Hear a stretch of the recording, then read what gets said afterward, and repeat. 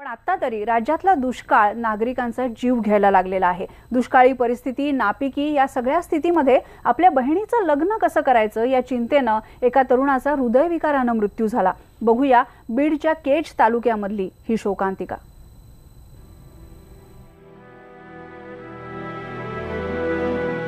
दुष्काळानं हिरावली स्वप्न, कोरडी जमीन आणि पाणावलेले डोळे, उमेदही गेली आणि आधारही।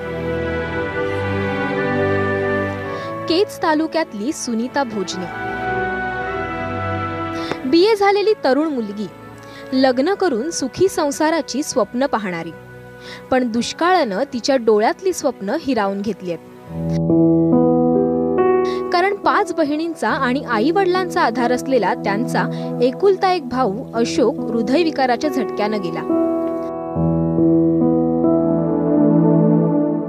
4 बहिणींचं लग्न झालेलं, गेल्या वर्षी अशोकचंही लग्न झालं। आता या वर्षी सुनीताचं लग्न करायचं होतं। शेतातून काहीच मिळत नाही म्हणून अशोक सिक्युरिटी गार्डची नोकरी करायचा।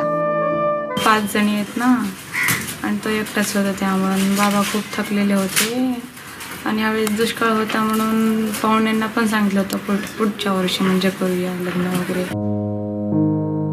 तिच्यासाठी स्थळही येत होती, पण दुष्काळानं होत्याचं नव्हतं झालं। फक्त 22,000चा कापूस आणि 17,000चं सोयाबीन हाती आलं। त्यामुळे पुढे काय होणार असा मोठा प्रश्न मारुती भोजनेंना पडलाय। आता या मुलीचं लग्न आम्ही कसं करायचं, पीक बी राहणार नाही आणि कशी परिस्थिती व्हायची लग्न।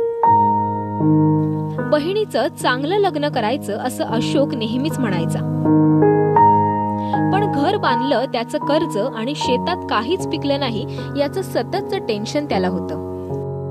पाहुणे वगैरे आले म्हणून त्याला वाटलं करावा, कसं करावा। जिथं 50,000 रुपये व्हायचे रानामध्ये पीक पाणी, तिथं झाले कुठं 10,000, 15,000, 20,000। कसं करायचं, कसं जगायचं। कर्ज असल्यामुळं मी काय करू असं मला एक दिवशी बोलला होता।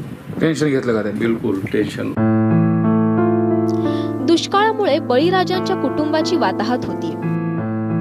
फक्त तोकड्या अनुदानाने झालेलं नुकसान तर नक्कीच भरून निघणार नाही, पण तरी माणुसकीच्या भावनेतून त्यांच्यापर्यंत हात पोहोचले तर त्यांचं दुःख नक्कीच हलकं होऊ शकेल। सुरेश जाधव, न्यूज 18 लोकमत, बीड।